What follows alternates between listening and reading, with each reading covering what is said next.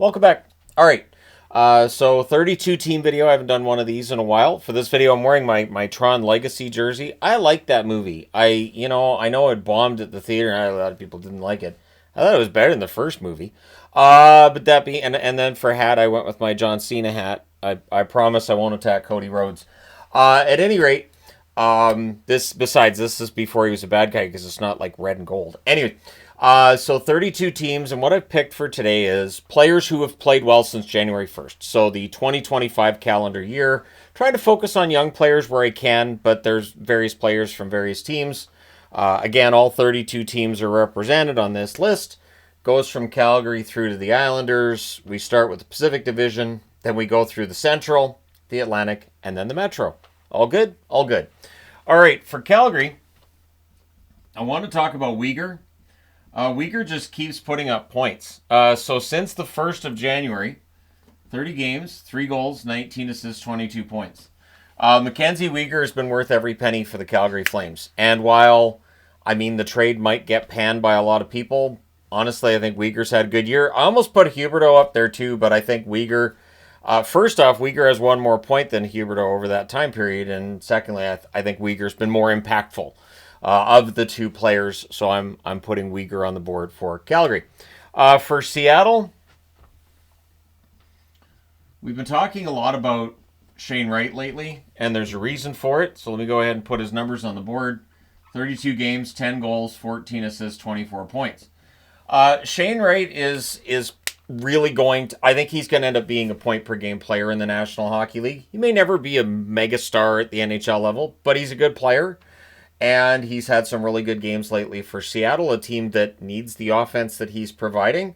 So, yeah, I figured Wright deserves to be on the board. Because at the start of the season, he looked kind of lost. And I remember thinking to myself, I don't know if this guy's going to make it at the NHL level. And here we are. He's fine.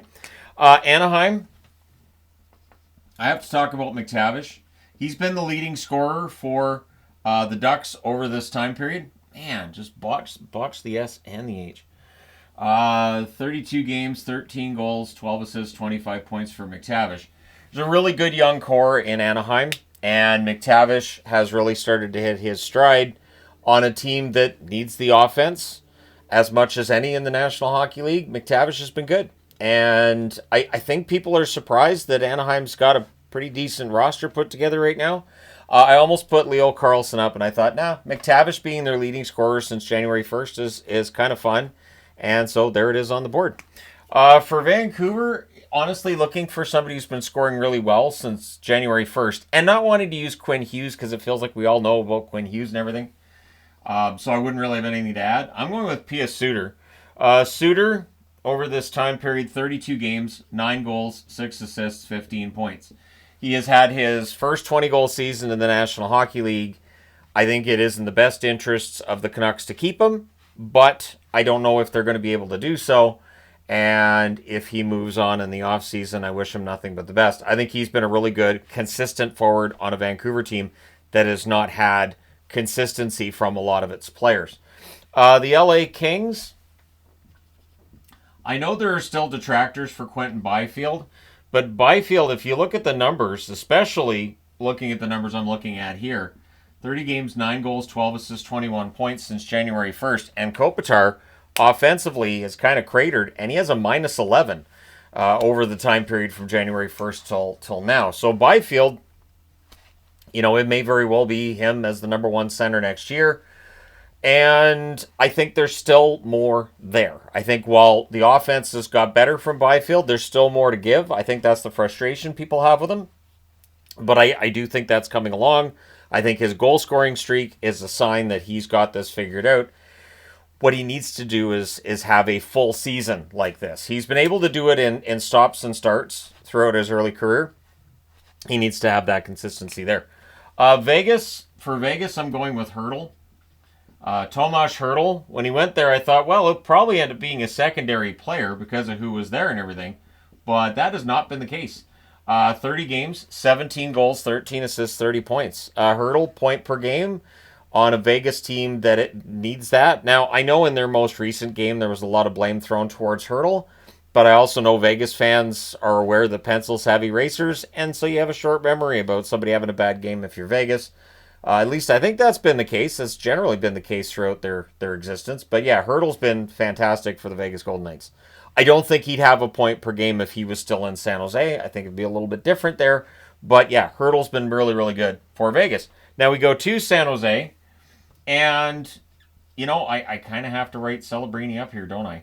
Macklin Celebrini, really 28 games, 9 goals, 14 assists, 23 points. He is able to create offense by himself. He has an ability to move the puck in manners that a lot of players don't. And that fancy puck handling may not translate to points all the time, but it will open up the ice for him in upcoming years, and the offense will just get better. So Celebrini, to me, is the reason why people aren't talking as much about Michkov, because we do view Celebrini as being the better forward. And so you have Celebrini, Hudson, and Wolf. You have forward, defense, and goaltender. For Michkov to really, truly be in there, I think he'd have to have a ridiculous run from here, and Celebrini'd have to cool down. Celebrini being around point per game. Really, really solid numbers from Macklin. For Edmonton, I went back and forth a bit on Edmonton, who I was going to pick, but I'm like, you know what? I'm going to put Evan Bouchard. I have talked about Bouchard. Absolutely, I'm sure others have. But when we get to the Olympics next year, I think Bouchard belongs on Team Canada. Look, 31 games, 6 goals, 20 assists, 26 points. People will talk about his defense. Fine. Defensively, he's not Nick Lidstrom. He's not like Pelech or Pulick on the Islanders. He's not Slavin. But he's not the worst defensive defenseman in the National Hockey League. And that offense, that shot, it's pretty good. And so we'll see if Bouchard makes it. But yeah, 31 games, 6 goals, 20 assists, 26 points since January 1st. His numbers have been very, very good. So we get into the Central. We start with Nashville. Nashville was a challenge, not going to lie. And I picked Marchessault because he is the top scorer after Forsberg since January 1st. And we all know Forsberg. We know Forsberg's game. But Marchessault, 5 goals, 16 assists for 21 points in 29 games. The points are fine. The goals being low, probably not what Barry Trotz was thinking when he signed that contract. Marchessault has been doing his best to fit in Nashville. I think it's got better as the season's rolled along. But as I've been saying with Nashville lately, next season Marchessault and Stamkos are another year older. It will be interesting to see if Marchessault spends that entire career in Nashville. If something happens, the cap is going to go up, so we'll see. But yeah, Marchessault, 21 points to 29 games. The nice thing, too, about having this hat means that I can stand in front of the board and you can still see it because you can't see me. It's an old joke. I know. I'm sorry. It's a dad joke. I'm sorry. But, I mean, I am a dad, so that works. All right, for Minnesota, Spurgeon. yeah, I've had kids. 20. Let that soak in, everybody. 22 games for Jared Spurgeon, 3 goals, 12 assists, 15 points. Minnesota has struggled. Spurgeon is not a problem in Minnesota.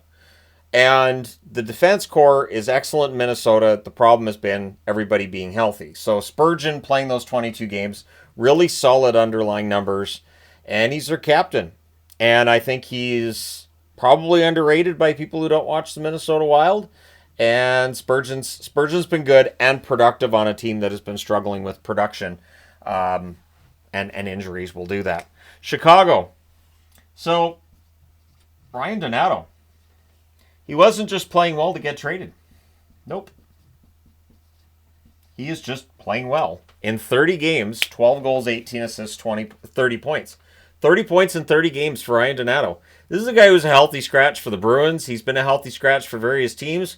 Goes to Chicago and it just works. Makes total sense that the Hawks didn't trade him, and it would make absolute sense for Donato to just go, I think I'll spend the rest of my career in Chicago. Point per game. Kudos to Donato. Absolutely. Kudos to Donato for being able to do that on the Chicago Blackhawks, a team which does have its struggle to score goals. So it's impressive to me. Utah. Early in the season, I talked about Barrett Hayton being off to a slow start. So I figured, let's have that redemption arc mentioned in this video. 31 games, 10 goals, 12 assists, 22 points for Barrett Hayton. I have been a fan of Barrett Hayton for years. I'm glad that he's finally healthy and productive again. It has been, kind of a tough time for him, just with injuries, really, mostly injuries. But also some production issues here and there, which makes sense if you've been dealing with injuries and you're in and out of the lineup. So, yeah, Hayden's one of the better players in Utah. He was excellent in Arizona a couple years back, too. The Keller, Schmaltz, Hayden line, that could be a top line I would think, for years to come. As long as their contract status and as long as the team's like, yeah, we'll hold on to them, that could be a really strong line. It has been a very good line at points in time in Arizona and now for Utah as well. For Dallas, there wasn't really a debate for me when I got to Dallas's stats. I was like, I got to talk about Thomas Harley here. 31 games, 9 goals, 16 assists, 25 points. So the loss of Heiskanen is awful for Dallas, and it hurts. But Harley has really taken that next step this year. And it is both with and without the puck. Harley's been fantastic. Part of the reason I think why Dallas is seen as a favorite, you've got the depth up front, you've got Ottinger in net, who at times gets overrated, I think, personally. But Harley and Heiskanen, that is quite a 1-2 on the blue line. And the rest of their blue line is pretty darn solid, too. But, yeah, Harley's been excellent. St. Louis, Dylan Holloway. Holloway, again, this is since January 1st. 30 games, 8 goals, 20 assists, 28 points. Ridiculous. Ridiculous that Holloway's near a point per game over that time period. As I said about St. Louis recently, they've done very well. Recently being yesterday. Both of their signings have done very, very well. Broberg and Holloway. Early in the season, I think people would have said, well, Broberg's the better of the two. Now I think people would say Holloway's the better of the two. The reality is they're both very, very good. So, yeah, Holloway has been quite good during this calendar year, and I don't see any reason why they won't continue. He's one of the reasons why this team's still in the hunt, and they've been charging lately. Colorado, well, it was something a little different. Necas. And I'm just including his numbers in Colorado. I'm not including his numbers before the trade. So since the trade, 20 games, 7 goals, 11 assists, 18 points. Necas is going to be a point-per-game player in Colorado. And part of this is going to be Nathan MacKinnon. Part of it is also Necas is a very good forward. But I do think that he has the potential, Necas has the potential, to have one of those really, really good. Think like Ryan Nugent-Hopkins having that 100-plus point season in Edmonton. And it was just it's that career year. I could see Necas one of these seasons in Colorado having 100 to 110 points. He's going to play with Nathan MacKinnon. He's going to have a chance to get some points. And he's a very talented forward. So he's been good since arriving in Colorado. It is not easy to go to a new team and produce it around a point per game. Speaking of point per game, my Winnipeg pick is Mark Scheifele. Remarkable throughout his career how often he's been at a point per game or near it. He never gets enough points to be seen as a superstar, but he's had 30 games played since January 1st, 13 goals, 18 assists, 31 points. Look at that, 1 point above point per game. You can set your watch by him. He did have the 42-goal season a couple years back where he had 68 points, but he's a point per game player. And so, yeah, I've been very impressed with Scheifele's game a long time, and he is still that point per game player. For Ottawa, I'm kind of surprised. I will say this with Ottawa. Brady Tkachuk's name's not going on the board because his numbers actually haven't been very good offensively, comparatively speaking, with what would be expected. So Ottawa's done really well while some of their players haven't played at their best offensively.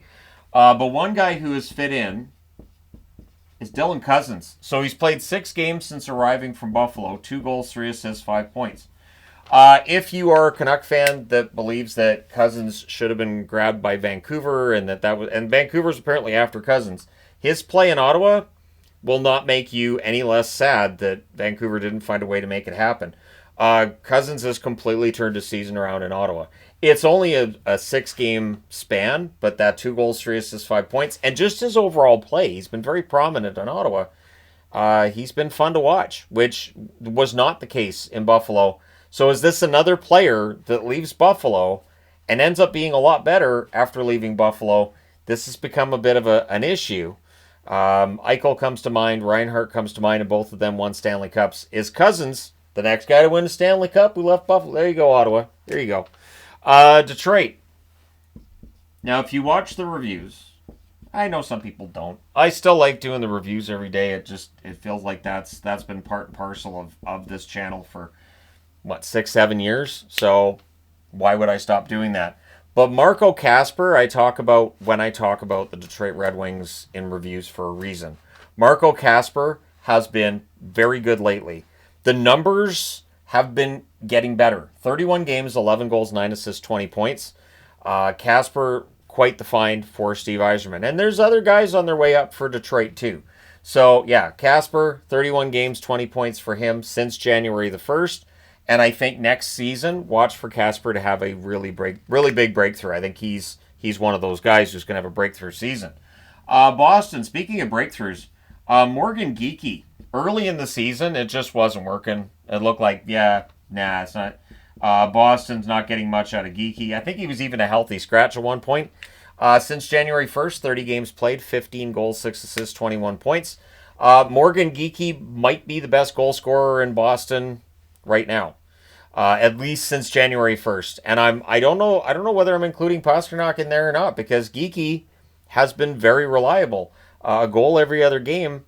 Maybe a bit of a surprise it's that high, but he had to get caught up after having a really slow start. So you kind of balance it out, right? Tampa Bay. This is another one I've been mentioning in reviews. Gonsalves. Tampa Bay has a reputation for bringing up players, and we all kind of collectively go, who? What? And then they're really good players. So Gonsalves may be the next guy. 24 games played, 3 goals, 7 assists, 10 points. But it feels like he's getting more and more prominent as the season goes along. So, yeah, Gonsalves, while 10 points in 24 games may not seem that impressive, he has pushed his way up the lineup, and a lot of those points are very recent. So Gonsalves is trending in the right direction. He might be a really interesting one to take for a playoff fantasy league. So if you play fantasy with coworkers and whatnot, I used to do that.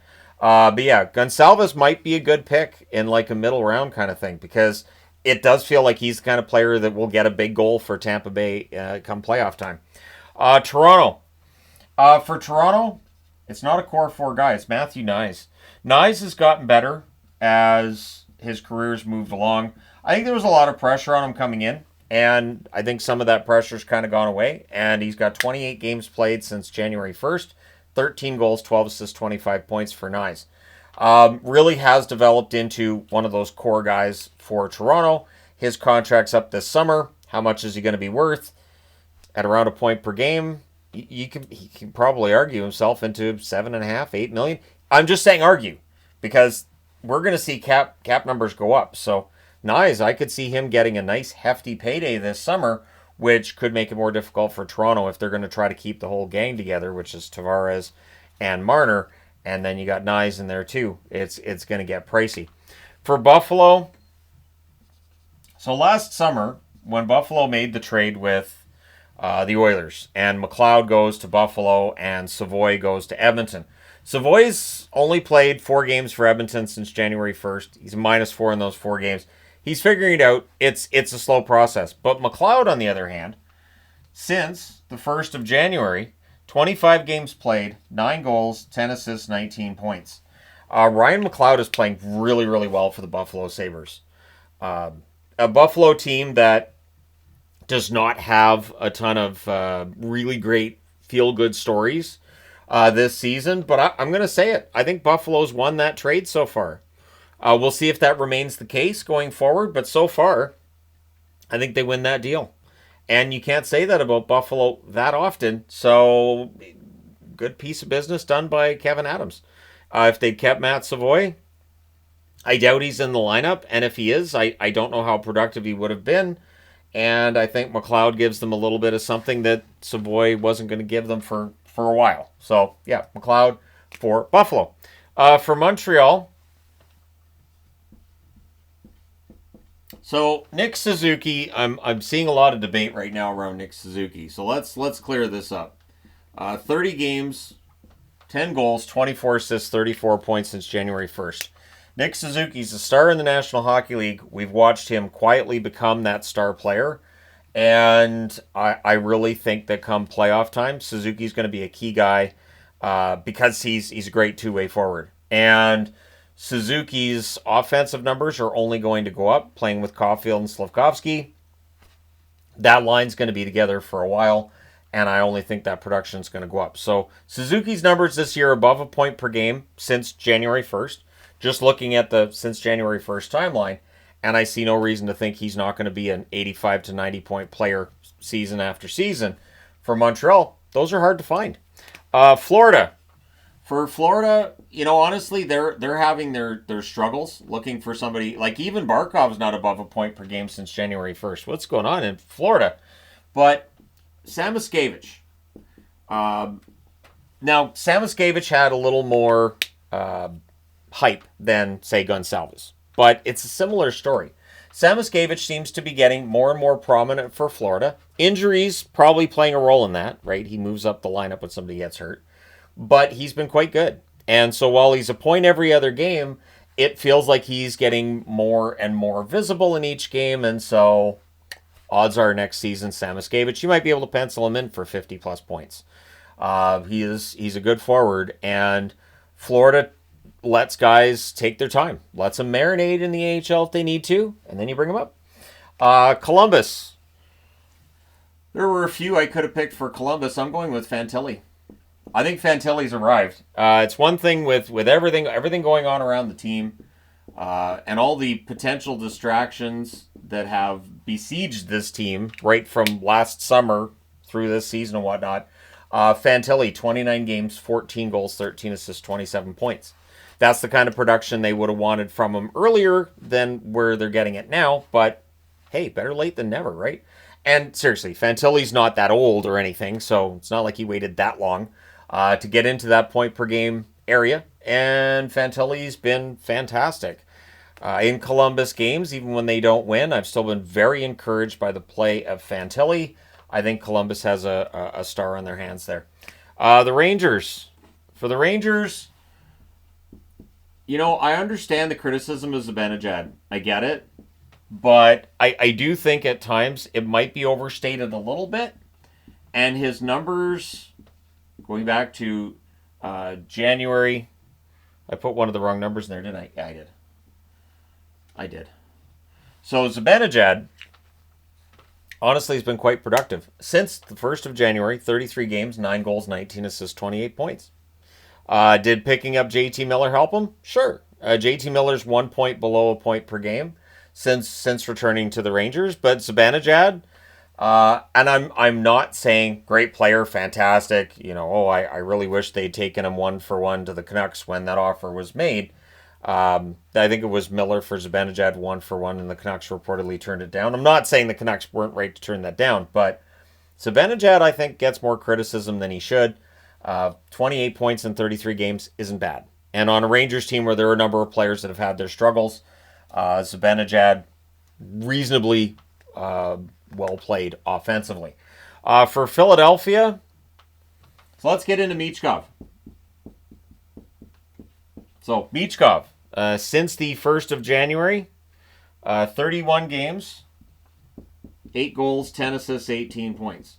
Michkov, one thing that Michkov's dealing with that Celebrini's not. So Celebrini has 23 games and 23 points in 28 games. Michkov has 18 points in 31 games. Michkov's playing in Tortorella's system. Tortorella's system will not allow Michkov to play the way that Celebrini does. Michkov also he's not going to have the same offensive opportunities as Celebrini because San Jose, much more loose style hockey than the systems that are played by Philadelphia. And even if Philadelphia is out of the hunt, I don't think those systems are going to change. Tortorella doesn't just go, hey, guys, just go out and enjoy yourself. I don't care if you lose 12-9. Just go out and have fun. Just have fun. But if they did play a little bit of a more offensively style game, I think Michkov's numbers would definitely be better. But I don't think he's been bad. I think that this is a situation with Michkov where his numbers are okay. Going into next season, this is something Philadelphia is going to have to work on, is making sure that the systems that they have work towards getting the most out of Michkov. This guy is going to be a well thought of player for a very long time in the NHL, and so you want to make sure that the systems you've got set up, the players you've got around him, are the type that will lead him to the best chances of success. There's never any guarantees, but the best chances. For New Jersey, I'm glad to see that Jesper Bratt's being recognized for being underrated. I think what's happened is, so now they're without Jack Hughes.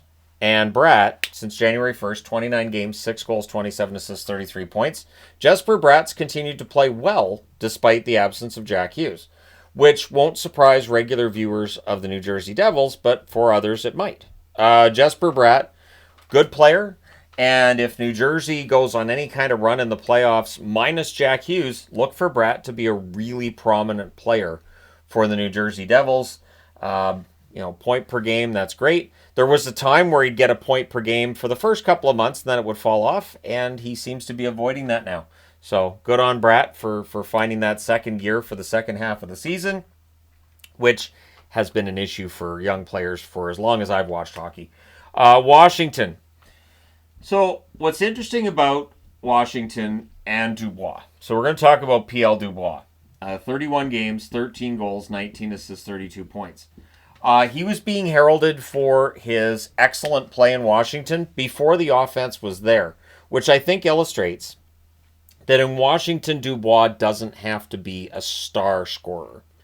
And it's not something he has to worry about. I think that because he had his struggles, Columbus, Winnipeg, and LA, I think people looked at that contract when he's not worth it. So he goes to Washington. Pressure's off now. Dubois can go out and just play his game because nobody's putting any pressure on him. His expectations are low, and now he's exceeding them. 31 games, 13 goals, 19 assists, 32 points. The offense now backs up what everybody was saying about Dubois. There were times early in the season where I thought he was a little bit overhyped. I did. I thought he was a little bit overhyped. I was like, he's playing well. But I mean, he's not, their top scorer or anything. Well, now he is since January 1st, so there you go for me. But Dubois has been excellent in Washington, and I really think pressure is a big part of it. He does not have the pressure in Washington that he had everywhere else he's played before Washington. Pittsburgh. For the Pens, I have to talk about Sid. I have to. Crosby's doing something remarkable. So everybody's paying attention to what's going on with Ovechkin, rightfully so. Meanwhile, Crosby, 29 games played, 14 goals, 19 assists, 33 points. Crosby is pushing 40 here, and he is still above a point per game. And he just passed Gretzky in terms of points that a player's got on one team, one franchise. It took him a little bit longer than it took Gretzky with the Oilers, but still, it is a ridiculous amount of points he's put up. And now next in his sights is Mario Lemieux and the points record that Lemieux has with the Penguins. Crosby's ability to play this well at this age is insane. I honestly, I don't know that I've seen a drop-off in his play over the last 5 years. I don't know that I have.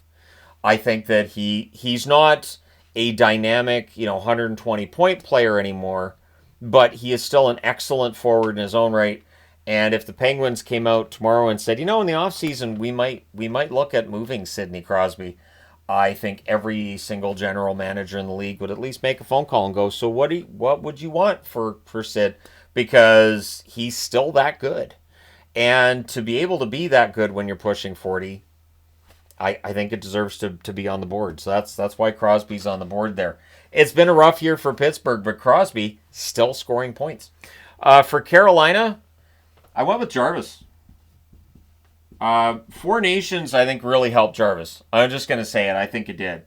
30 games, 17 goals, 9 assists, 26 points. 17 goals in 30 games is good. In fact, Jarvis is putting up the goals that I always expected Svechnikov to put up. And I'm starting to realize Svechnikov's never going to get those 40 to 50 goal seasons. I just don't think it's going to happen. But Jarvis might. Jarvis has the talent, and his best days are ahead of him. So Seth Jarvis has been remarkable on a Carolina team that doesn't get as much attention. Definitely less attention paid to the Canes than some of the others. But who's going to score in a Game 7 in overtime? It'd be Jarvis. It'd be Jarvis. To me, it'd be Jarvis. So we round things out with the New York Islanders, a team I did a video on earlier. And you know what? I'm going to put Barzal on the board because looking at Islanders stats, I thought, I already talked about the Islanders and their lack of scoring, which is accurate. They definitely got scoring problems there. But Barzal, 13 games, 3 goals, 9 assists, 12 points. And I'm going to cheat a little bit and put the plus minus on there, a plus 12. So in the absence of Barzal, they don't have a player who was scoring at almost a point per game and almost a plus 1 on average per game over those 13 games played. So yeah, Barzal, really, really strong numbers. It's a shame if you're the Islanders that he hasn't been in the lineup, but there you go. 32 players. Let me know your thoughts in the comments section below. As always, hit like and subscribe if you haven't done so already. Thank you guys so much for all your support. It's greatly appreciated. I will talk to you again soon.